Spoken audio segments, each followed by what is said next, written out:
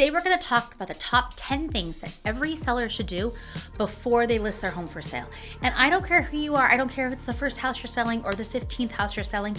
These are the top 10 things you need to think about before you go on the market. Number one, price it right the first time. No matter what, I have sellers all the time who say to me, well, Jenny, let's just try it a little bit higher. Let's just see what would happen. And when you try it a little higher and when you price it too high and when you lose the excitement of that first week to 2 weeks on the market, honestly, you just are shooting yourself in the foot. You are so much better off as a seller to have a bunch of activity. When a new listing pops in the market and I go to make an appointment and I can see as a buyer's agent that there's this appointment and that appointment, or we go to the open house and there's 15 people there, that excitement makes other buyers want to buy it. When somebody else wants the house, my buyer also wants the house. So as a seller, if you can drive some excitement, if you can drive some energy around your home as a new listing, that is going to help you out way more than leaving a little wiggle room. People tell me all the time, I just need to live a little wiggle room, Jenny. And buyers honestly don't care about wiggle room. And they're just going to wait until your home is priced where it should be priced for them to make an offer. Very seldom will buyers make an offer way below list price. And if you're a seller and you won't take below X, that's okay. Say no. Perfectly okay to say no. But price your house where you're willing to accept an offer. I always tell my sellers the way we communicate to a buyer what you're willing to sell your home for is that's where it's priced. Number two, declutter and prep your home for sale before professional photography. Don't wait until the open house. Don't wait till the first showing. Buyers are buying your home online, and how your house shows up online matters more honestly than anything else you can possibly do. So if you have picture day scheduled and you're not quite ready, because let's face it, prepping your home for sale is so much work. I always tell my sellers that when they get there for picture day and they've done it, now their job's over and my job begins, because that stuff is so hard up front. But if you're not ready, that's okay. Call your agent and push back picture day. It is better to reschedule picture day versus coming on the market with your photography not looking amazing. And honestly, photos can kind of hide things, but 3D walkthrough tours, those virtual tours, that doesn't hide anything. And don't think on picture day that you can just move stuff around, or I can stick it in the closet, or I can do this. Honestly, it just doesn't work. Put stuff in the garage if you need a staging spot. That's a great place. We don't usually take pictures in the garage, but have your house ready and shiny and perfect for picture day. And there are some things that you're going to do for picture day that you don't do every other day. Like have everything in your kitchen, nothing on the counters. Have your counters completely clear. Because for picture day, I want to see your kitchen, not your clutter, not your coffee maker, not your toaster, not all of those utensils. I want to see the kitchen in the photography. So make sure you're prepped and ready before the photographer gets there. Number three, know your numbers before you list. It's super important that you understand the cost of selling your home. Let's face it, selling your home is expensive. Moving is expensive. Buying a new home is expensive. And it's really important for you to understand exactly what those costs are. What's it going to take to sell my house? What kind of closing costs do I have? What does my agent charge? Am I going to be expected or likely asked to pay the buyer's agent fee? Are there other state transfer tax or sales tax or other closing costs with the title and escrow company or the closing attorney that I need to be aware of? In the Oregon market, I will tell you that buyers expect a seller to pay off any solar panel balance. And my sellers don't always want to do that. I have great sellers right now who owe $39,000 on their solar panels, and a buyer, every single buyer we get is going to ask for those solar panels to be paid off.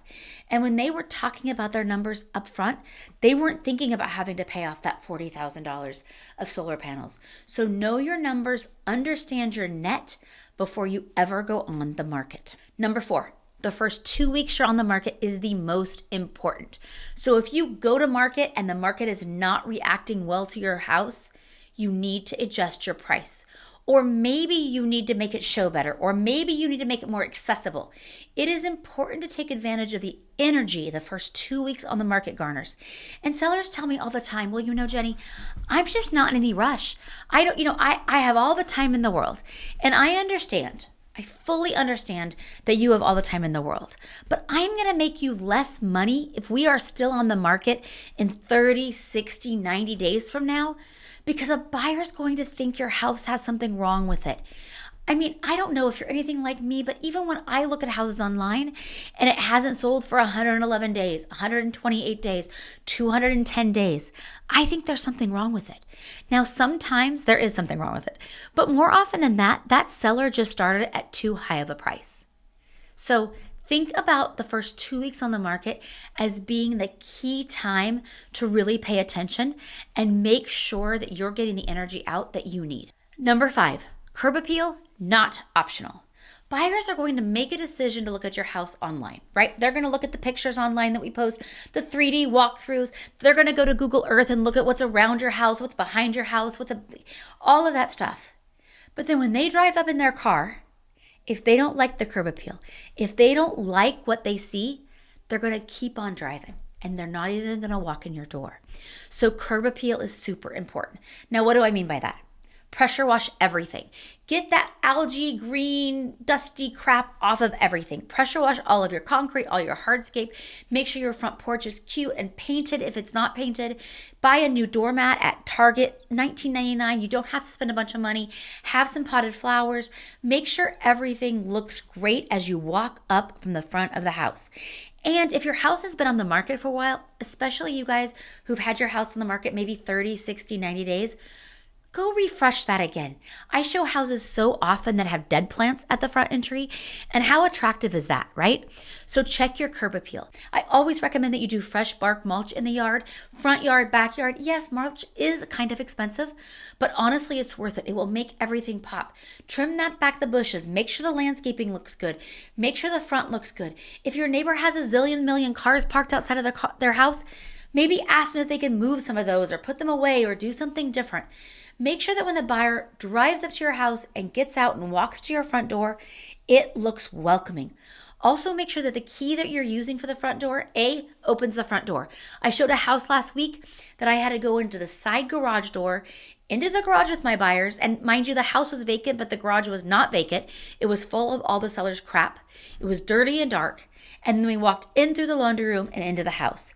And needless to say, they didn't like the house. That does not show a house off in its best appearance. So make sure that your key is for the front door, the lockbox is at the front door, the buyers can go in through the front door, and make sure that key works really well, because there's nothing worse as an agent trying to get a front door open and I can't get it open because it just won't work. And sellers say to me all the time, well, I don't use that door. I go through the garage, I go through the side door. Okay, I don't care if you don't use it. Once we're on the market, we're going to use that door every single time. So make sure that key works well, make sure it opens well, and make sure that buyer can just easily get in. But curb appeal is super important. 6, smells. Smells will kill your deals. And you have to make sure your house smells good. Now, that does not mean plugging in like Febreze air fresheners all over. In fact, do not do that. No matter what you do, do not do that. I don't want false, crazy smells. I want real, just nice smells. Now, historically speaking, they always say bake a thing of cookies and that'll smell good. Fine, you could do that if you want to, but that's not what I'm talking about actually. Just make sure your house doesn't smell like cat pee or animal smells or stale, musty, moldy smells or anything. Pot smells. It doesn't matter. Make sure it doesn't smell. Air it out. Freshen it up. Have a friend come over and ask them if they can smell anything. When I'm showing your house, I don't want to think you have pets. So put away all of the signs of your pets, but also make sure nothing smells like pets. I showed a house this last weekend and it smelled like big dog. And I didn't know the sellers had a big dog because the note said seller has to remove big dogs for showings.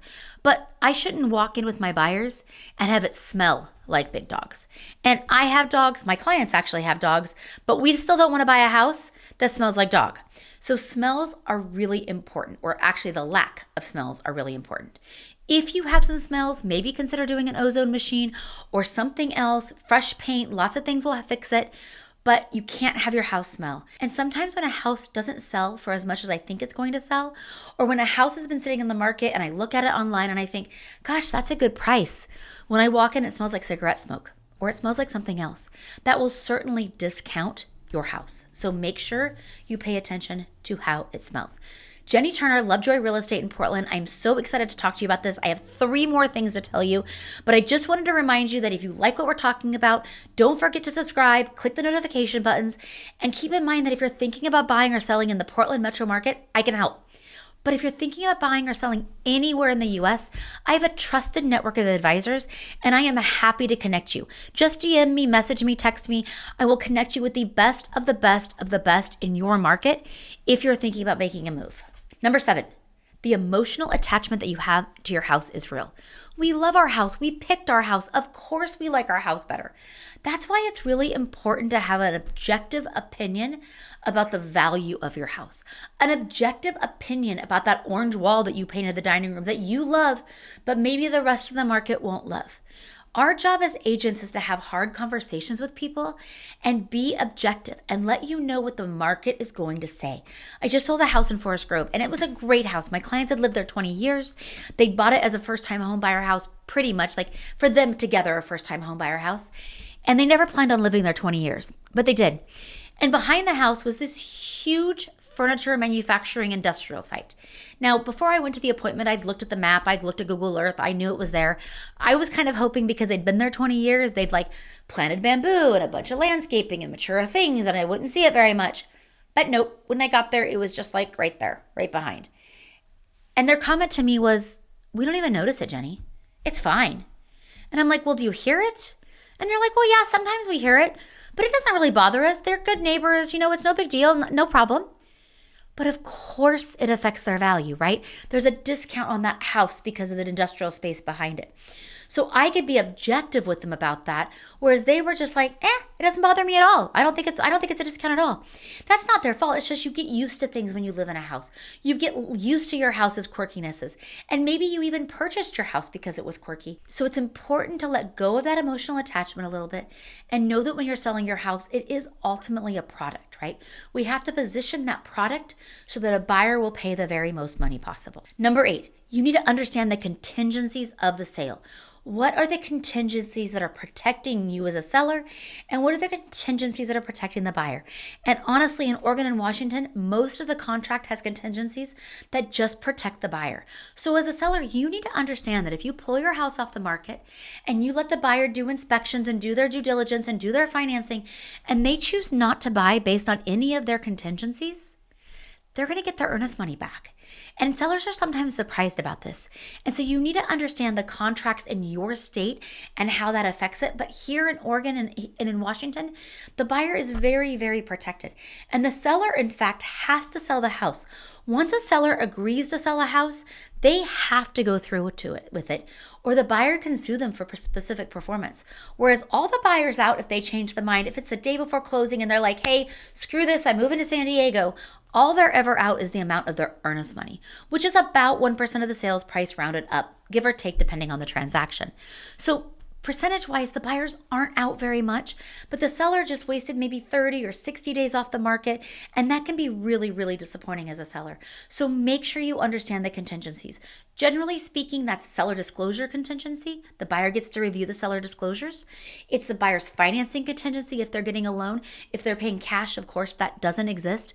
But remember, part of the financing contingency is having an appraisal done.